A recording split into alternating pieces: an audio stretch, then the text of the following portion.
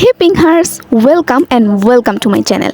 আজকে বানাবো mirror butterfly, আর তাও কোনো মিরর ছাড়াই। তোমরা এখন ভাবছো যে কোনো মিরর ছাড়াই কীভাবে আমি মিরর বাটারফ্লাই বানাচ্ছি। সো ভিডিওটা শেষ পর্যন্ত দেখতে থাকো। প্রথমে বানাবো ফ্রেম। এর জন্য 18x18 সেন্টিমিটারের একটি ব্ল্যাক পেপার নিব।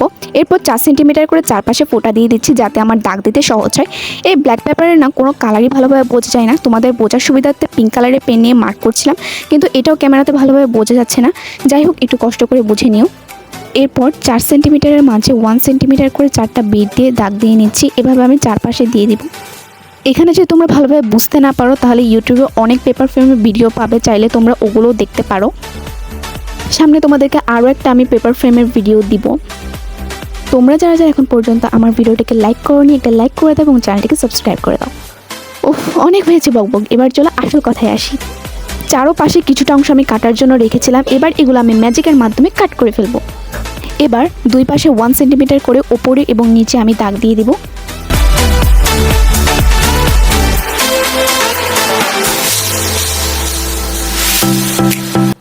এবার দুই পাশে ওপরে এবং নিচে এভাবে চিহ্ন দিয়ে দিচ্ছি কাটার জন্য। একটু ভালোভাবে দেখলেই বুঝতে পারবে এটা কিভাবে আমি দাগ দিয়েছি।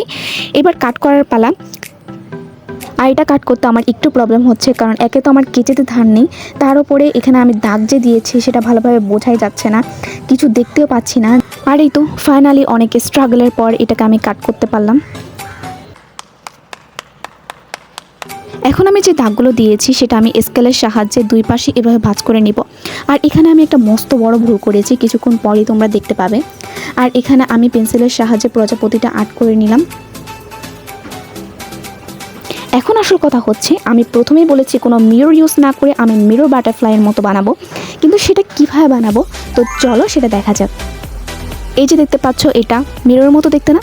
এটা আমি বিস্কুটের বক্স থেকে পেয়েছি, কিন্তু এটা তোমরা কীভাবে বানাবে চলো এটাই তোমাদেরকে দেখাই। তার জন্য এখানে আমি একটি গোল কার্ডবোর্ড নিয়ে নিয়েছি, কিন্তু এটা আসলে কোনো কার্ডবোর্ডই না। আমার কাছে কোনো কার্ডবোর্ড ছিল না, তাই আমি বইয়ের উপর যে ঢালটা থাকে না ওরকম আমি 3-4টা ঢাল নিয়ে একসাথে গ্লুয়ের সাহায্যে অ্যাটাচ করে কার্ডবোর্ডের মতো বানিয়ে নিয়েছি। তো এবার চিপসের প্যাকেট নিয়ে নিয়েছি, এটাকে আমি কাট করে তারপরে গ্লুয়ের সাহায্যে এভাবে লাগিয়ে নিলাম। আর তারপরেই এখন এগুলোকে কাটার পালা, কিন্তু এটা কাটছে না। তো যাই হোক, কোনো ব্যাপার না। কিছুক্ষণ আগেই বলেছিলাম আমার এই কেচিটাতে খুব একটা ধার নেই, তাই এখানে আমি আমার আম্মুর কেচি নিয়ে এসেছি। এবার এটাকে দিয়ে আমি এটাকে কুচি কুচি কুচি কুচি কুচি করে কাটব।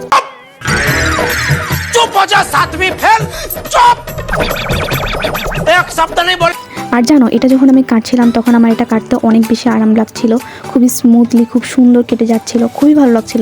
এখন আমি কলম দিয়ে এটার ওপরে প্রজাপতিটাকে আর্ট করে নিচ্ছি যাতে খুব ভালোভাবে বোঝা যায়, যেহেতু এটাতে কিছুই ভালোভাবে বোঝা যাচ্ছিল না, তাই এখানে গাঢ় করে আমি কলম দিয়ে এই প্রজাপতিটাকে আর্ট করে নিচ্ছি। এবার এগুলো এক এক করে আমি গাম দিয়ে লাগিয়ে নিব। একটা একটা করে গাম লাগিয়ে এভাবে বসাতে গেলে অনেক সময় লেগে যাবে, তাই আমি গামটাকে আগে এভাবে লাগিয়ে তারপরে টুকরো অংশগুলো একটা একটা করে আমি এর উপরে বসিয়ে দিব। আর এই অংশগুলো জোর লাগাতে আমি পুরো পাগল হয়ে যাচ্ছিলাম। যাই হোক, কিছুটা আমি দেখিয়েছি আর বাকিগুলো আমি অফ ক্যামেরাই করে নিলাম। এখন আমি গামের সাহায্যে এক এক করে প্রজাপতির শিংগুলো বসিয়ে দিব। বাই দ্য ওয়ে, এটা কি প্রজাপতির শিং? এখন আমি ফ্রেমের বাকি অংশটুকু বানিয়ে নেব। যেখানে ভাঁজ করে রেখেছিলাম সেগুলোকে এভাবে গামের সাহায্যে আমি দুনো পাশে বটে দিব। আর আমি কিছুক্ষণ আগেই বলেছিলাম যে এখানে আমি একটি মস্ত বড় ভুল করেছি, আর সেটা এই যে দেখতে পাচ্ছ দুই পাশ, এটা আমি ভাঁজ করে রাখিনি, কারণ তার কারণে এখন আমার অনেক সমস্যা ভাঁজ করতে। যাই হোক, তারপরও কোনো কষ্টবিষ্ট করে ভাঁজ করে নিয়েছি, ভাঁজ করে এভাবে আমি গাম দিয়ে লাগিয়ে নিলাম। আর এই যে আমাদের রেডি হয়ে গেল বাটারফ্লাই মিরর। তো তোমাদের এটি কেমন লেগেছে অবশ্যই কমেন্টে জানাবে, আর বাসায় এটি অবশ্যই ট্রাই করবে। এটি বানাতে কিন্তু কোনো মিরর লাগছে না। সো আজকের মতো বিদায় নিচ্ছি, আল্লাহ হাফেজ, আর নেক্সট ভিডিওতে দেখা হবে। বাই। কিরে, সাবস্ক্রাইব কে করবে? তাড়াতাড়ি সাবস্ক্রাইব করো।